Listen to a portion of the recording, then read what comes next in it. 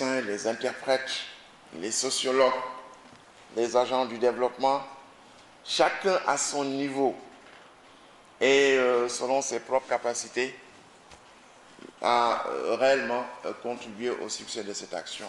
Des sociétés telles que Sonatel, la Banque centrale, au niveau de leur propre fondation, tout le monde, vous allez voir ça dans le film, et tout le monde a pu contribuer pour assurer le succès de cette opération. Et ce que je veux retenir, c'est que nous voulons répéter, réitérer cette même expérience, mais avec la même philosophie.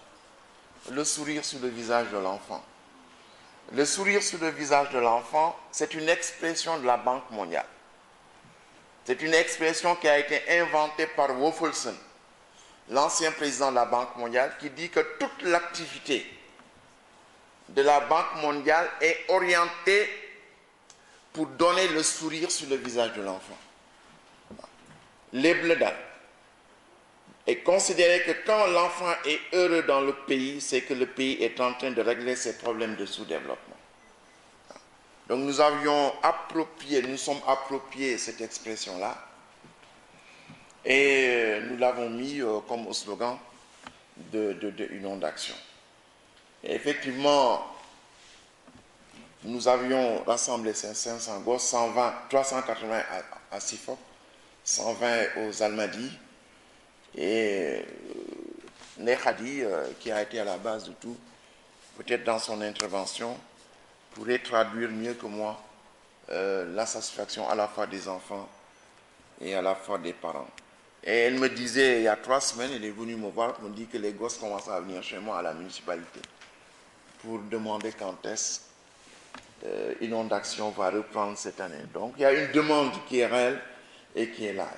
Et je voudrais remercier au nom de Union d'Action non seulement le mouvement des éclaireurs qui a joué un rôle extraordinaire du fait de sa compétence plusieurs fois séculaire, mais aussi CASE, le collège des Almadies, et qui nous ont mis généreusement à notre disposition leurs sites, qui sont des sites excellents. On aurait payé des millions pour les avoir. Je voulais remercier également l'encadrement médical qui a été organisé par le professeur Habibsi, l'ordre des médecins, l'ordre des pharmaciens et tous ceux qui ont de près ou de loin contribué au succès de cette opération. Mais nous serions naïfs de croire qu'en extrayant 500 enfants des inondations, qu'on réglait le problème des inondations d'un coup. C'est pour ça qu'on a voulu organiser le séminaire d'aujourd'hui, le panel d'aujourd'hui, et nous remercions tous les experts présents ici pour faire toucher du doigt que le problème des inondations, c'est un problème qui s'inscrit sur le long terme. Nous avons fait venir des spécialistes pour qu'ils nous disent la cause de ces inondations, quelles sont les dispositions immédiates qu'on peut prendre et quelles sont les solutions à long terme qu'ils proposent, avec bien sûr tout ce que l'État est en train de faire actuellement. Et nous voulons que le débat aujourd'hui soit un débat assez franc. Tout à l'heure, je parlais avec Dr Khabib qui me parlait de l'impact au niveau médical du problème des inondations. J'espère qu'on l'entendra tout à l'heure intervenir dans ce domaine. Donc l'expertise à la fois diversifiée et multiple pourrait nous permettre de mieux comprendre ce qui se passe au niveau des inondations et quelles sont les dispositions qu'il faut prendre pour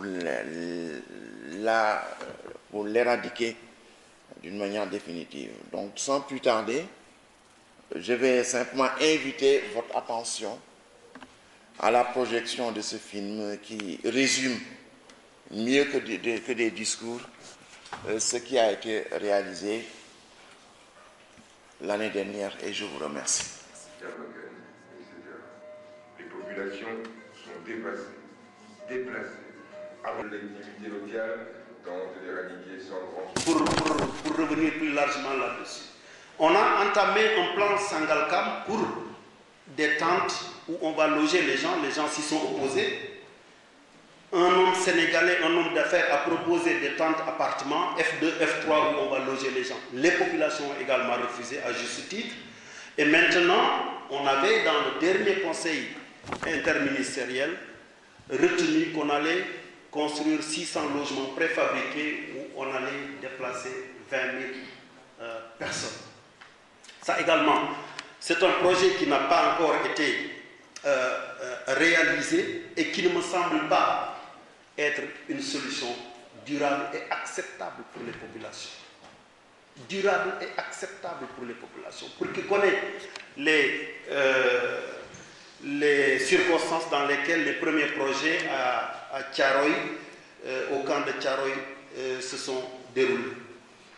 Donc, et quelles sont les causes de ces échecs des solutions proposées? Quelles sont les causes de ces échecs? Ça, c'est important également. Parce que nous avons beaucoup d'experts, nous avons beaucoup de techniciens qui peuvent régler le problème. Mais la principale cause que moi je retiens de l'échec des propositions, de l'échec des solutions proposées par le gouvernement du Sénégal, réside dans le fait qu'il n'existe pas un ministère de l'hydraulique au Sénégal. Le problème, il est important parce que pour régler le problème, il faut qu'il y ait un ministère de l'hydraulique complet, qui est chargé de toutes les questions liées à l'hydraulique et agissant comme concepteur et maître d'œuvre incontesté. Il n'existe pas présentement un cadre institutionnel de réflexion, de conception, d'exécution, de gestion et de pilotage des inondations. C'est un imbroglio total. Et il n'existe pas, finalement, un cadre de concertation avec les populations concernées. Et j'avais dit tout à l'heure qu'il y avait beaucoup d'acteurs qui s'occupaient des inondations, mais on n'a pas un leadership. Il n'y a pas de plan directeur.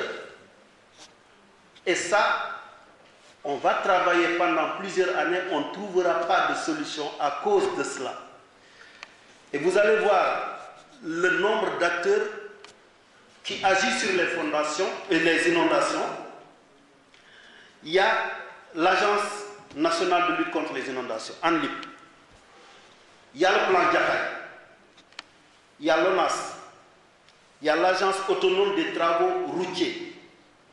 Il y a les collectivités locales auxquelles on a transféré un certain nombre de compétences. Il y a le projet de construction et de réhabilitation du patrimoine de l'État, le PCRPE. Il y a l'APIX. Il y a la direction de la protection civile. Il y a le groupement national des sapeurs-pompiers. Il y a le ministère de l'hydraulique. Il y a la fondation Droit à la ville. Et il y a également l'ANOCI. Chacun commandite des études hydrauliques.